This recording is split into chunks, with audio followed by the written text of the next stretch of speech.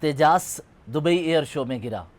सवाल ये नहीं है कि ये त्यारा क्यों गिरा और पायलट क्यों मारा गया।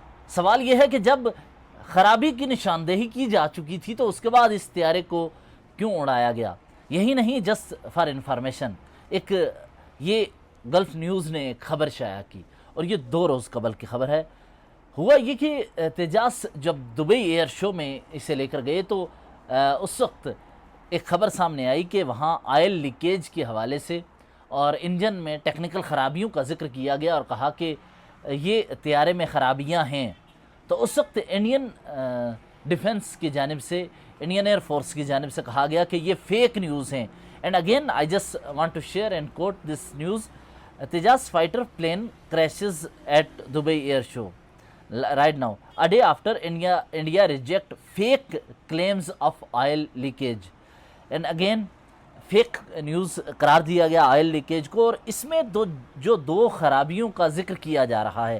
पहली खराबी ये कि हाई स्पीड एरोडायनामिक्स में यहाँ इसकी खराबी पैदा होती है। दूसरा उन्होंने कहा है कि पावर प्लांट के हवाले से पहले भी कुछ इंजन के साथ इश्यूज़ बताए जा रहे थे, जिस का कि जब वहाँ टॉप ऑफिशल्स ने निशानदेही की तो इस पर ध्यान ना दिया।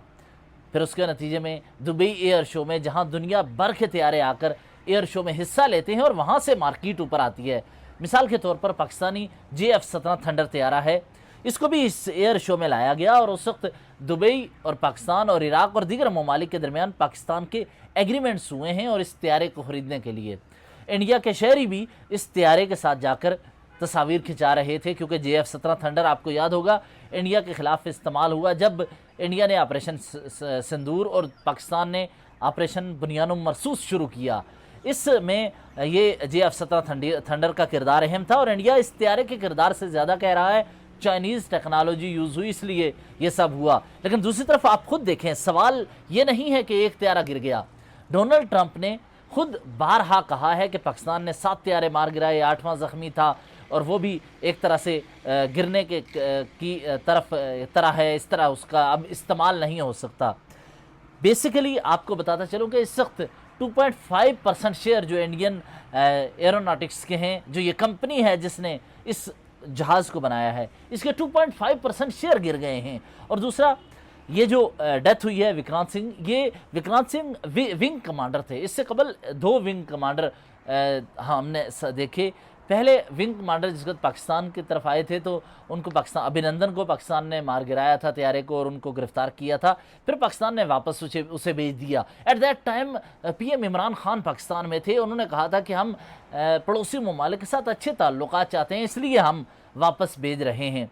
और विक्रम सिंह की अगर बात कीजिए तो तेजास की इन्होंने 6 मंथ तक ट्रेनिंग ली, 6 माह तक ट्रेनिंग ली। और ट्रेनिंग का जो स्टेज होता है, आपको बताऊं कि जो अहम तरीन जो विंग कमांडर होते हैं, और तेजास क्योंकि आपका ऐसा त्यारा है जो जंग में भी इस्तेमाल होता है, तो विंग कमांडर विक्रम ने 7 स्टेजेस तक ट्रेनिंग ली है, ट्रेनिंग कोर्स की, लेकिन उसके बावजूद ये गिर गया। एक जो मालूमात हैं बुनियादी आपको बता देता हूँ, लेकिन फिर भी सवाल वही रहेगा कि जब पहले ऑयल लीकेज के हवाले से, इंजन में ख़राबियों का जिक्र, एरोनॉटिक्स के हवाले से कुछ जिक्र किया जा रहा था कि हाँ ख़राबियाँ हैं, तो इसको हल क्यों ना किया गया। पहला, ये डिज़ाइन किया गया था एरोनॉटिकल डेवलपमेंट एजेंसी ने और मैन्युफैक्चर किया गया HAL यानी हिंदुस्तान एरोनॉटिक्स लिमिटेड ने, और इंडियन एयर फोर्स और इंडियन नेवी के ज़ेरे इस्तेमाल ये तैयारा है। उसके बाद अगला मरहला आता है 2001 से इस पर काम शुरू हुआ। 2001 के बाद की इसकी परवाज़ें हमने देखी और 1983 में तेजास का ऑपरेशन शुरू किया गया था ताकि MiG-21 के साथ इस फ्लीट में इसे शामिल किया जाए। लेकिन वक्त गुजरने के साथ साथ MiG-21 पाकिस्तान के ख़िलाफ़ हमने देखा गिरे। उसके अलावा MiG-21 अभिनंदन भी इस्तेमाल कर रहे थे, जिसको मार गिराया और पायलट वो बुरी तरीके से ज़ख्मी हो गया था, गिरफ्तार हुआ। लेकिन उसके बाद आगे देखें तो राफेल इंडिया यूज़ करता है, जो कि फ्रांस की कंपनी का है। लेकिन इस वक्त जो 2.5% शेयर गिरे हैं, ये इसलिए शेयर गिरे हैं क्योंकि इंडिया की जो इंडियन ये कंपनी है जो बनाती है और ये मैन्युफैक्चरिंग करती है, इस कंपनी ने खुद बनाया, मैन्युफैक्चर किया, डिज़ाइन किया एंड देन इसको अपनी फ्लीट में शामिल किया। पहला एयरफोर्स का फ्लीट था, देन नेवी में शामिल किया, और जिसकी वजह से अभी जो हुआ है इसकी खराबी खराबी तो सामने आई, लेकिन खराबी का हल नहीं था और इस खराबी को फेक न्यूज़ करार दिया गया। कहा गया कि ये फेक न्यूज़ है, दुरुस्त खबर नहीं है। और जो इतलात आई हैं उसमें एक और ये भी है कि पहले मार्केट जिसके पाकिस्तान के साथ क्राइसिस थे तो मिग 21 की वजह से मार्केट गिरी थी, शेयर्स गिरे थे। फिर राफेल जब गिराया गया तो फ्रांस की कंपनी, बेसिक कंपनी है जो मदर ऑर्गेनाइजेशन जो राफेल बनाती है, क्योंकि इंडिया के साथ एग्रीमेंट हुआ था, इंडिया ने उससे ख़रीदे थे, उसके शेयर खरीदे और अब ये जो तेजास का है इसके शेयर कंपनी के गिर गए हैं। वो डेथ हो चुकी है। दुबई एयर शो वहाँ होता है, वहाँ दुनिया भर के एयर क्राफ्ट आते हैं, वहाँ से जेट आते हैं, दुनिया में वार प्लेन जो यूज़ होते हैं, जंगी जहाज़ वो होते हैं। इस दौरान एक चीज़ ये है कि अब जो 3 एग्रीमेंट पाकिस्तान के हुए हैं दुबई के साथ और दीगर ममालिक के साथ, JF-17 थंडर के, तो मुझे ये लगता है तेजास के गिरने की वजह से अब इनकी मार्केट हाई होगी। और ये ऐसा अमल है जिसमें फेक न्यूज़ करार हर चीज़ को नहीं दिया जा सकता। सवाल ये है कि जब तेजास का ऑयल लीकेज हो रहा था, जब खबरें आ रही थी, तो उसे फेक न्यूज़ करार देने के बजाय उसको आप अपने जो इंजीनियर्स थे उन्हें बुलाते और उसको बेहतर करते, उसकी जो खराबी थी, फ़नी खराबी, उसको दूर करते। लेकिन ये बदनामी का सबब बना है। मेरे हिसाब से ये 2.5% शेयर गिरे हैं, लेकिन इसका इम्पेक्ट जो है इंटरनेशनल मार्केट में, जहाँ पे दुनिया इस वक्त वार प्लेन ख़रीद रही है, जंगी जहाज़ ख़रीद रही है, इसमें बहुत अहम होगा। क्योंकि इसराइल और सऊदी अरब के दरमियान एक तनाज़ा खड़ा हो चुका है।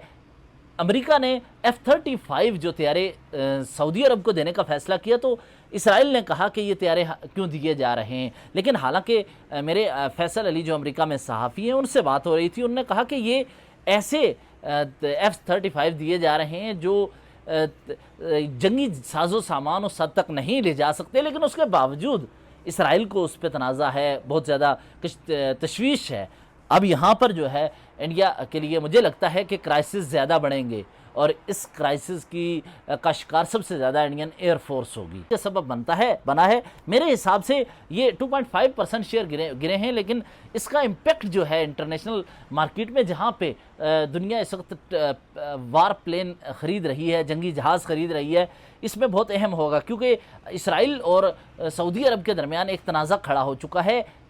अमेरिका ने F-35 जो तैयारे सऊदी अरब को देने का फैसला किया, तो इसराइल ने कहा कि ये तैयारे क्यों दिए जा रहे हैं। लेकिन हालांकि मेरे फैसल अली जो अमेरिका में सहाफ़ी हैं उनसे बात हो रही थी, उन्होंने कहा कि ये ऐसे F-35 दिए जा रहे हैं जो जंगी साजो सामान उस हद तक नहीं ले जा सकते, लेकिन उसके बावजूद इसराइल को उस पर तनाज़ा है, बहुत ज़्यादा तशवीश है।